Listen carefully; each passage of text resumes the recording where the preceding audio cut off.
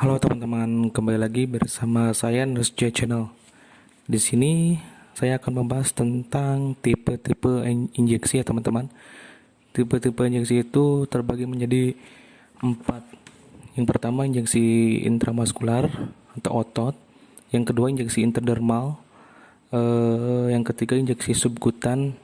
Dan yang terakhir injeksi endovena. Kita bahas satu-satu aja ya teman-teman. Untuk injeksi intramuskular atau otot itu pemberian obat secara intramuskular itu bisa dikatakan pemberian obat melalui otot.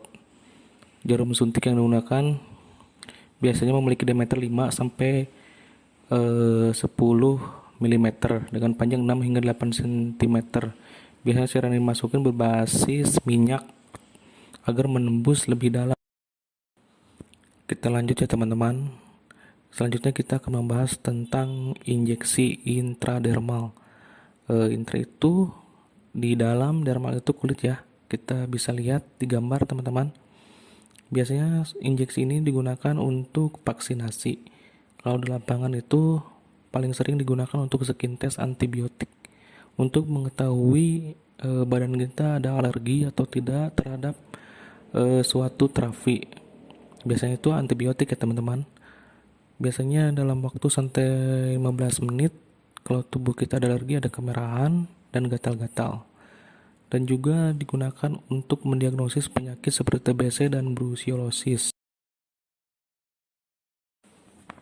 Selanjutnya teman-teman kita akan membahas injeksi subkutan.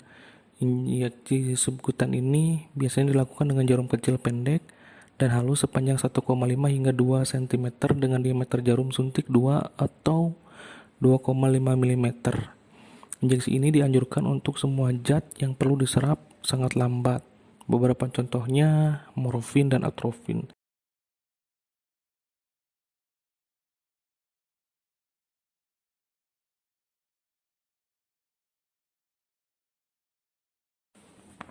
Selanjutnya teman-teman kita akan membahas injeksi subkutan.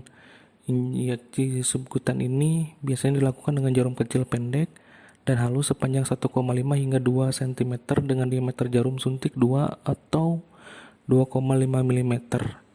Injeksi ini dianjurkan untuk semua zat yang perlu diserap sangat lambat. Beberapa contohnya morfin dan atropin. Pemberian ini juga biasa digunakan di dalam pemberian obat insulin itu ya teman-teman, buat diabetes. Jangan terlalu dalam. Kalau pemberiannya 45 derajat menembus otot di bawahnya, tarik pendorong pada sepuit untuk memastikan tidak ada darah. Jika ada, tarik jarum perlahan dan coba lagi.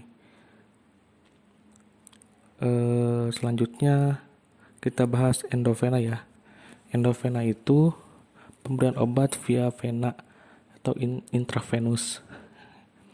Cara pemberiannya mungkin teman-teman sudah pada paham ya. Dilakukan ke dalam sistem peredaran darah dengan jarum dimasukkan ke vena dan yang mudah diakses. Area disuntikan biasanya tepat di bawah lekukan siku dan lengan bawah. Manfaat utama injeksi endovenous atau intravena ini adalah obat dapat langsung masuk ke pembuluh darah sehingga dapat cepat meresap. Kalau di rumah sakit ataupun di lapangan biasanya via selang karena udah dapat akses langsung ke vena. Ya, sekian pembahasan tentang injeksi dari saya, semoga bermanfaat. Apabila ada yang kurang silahkan masukkan di kolom komentar. Di sini kita sharing ya teman-teman.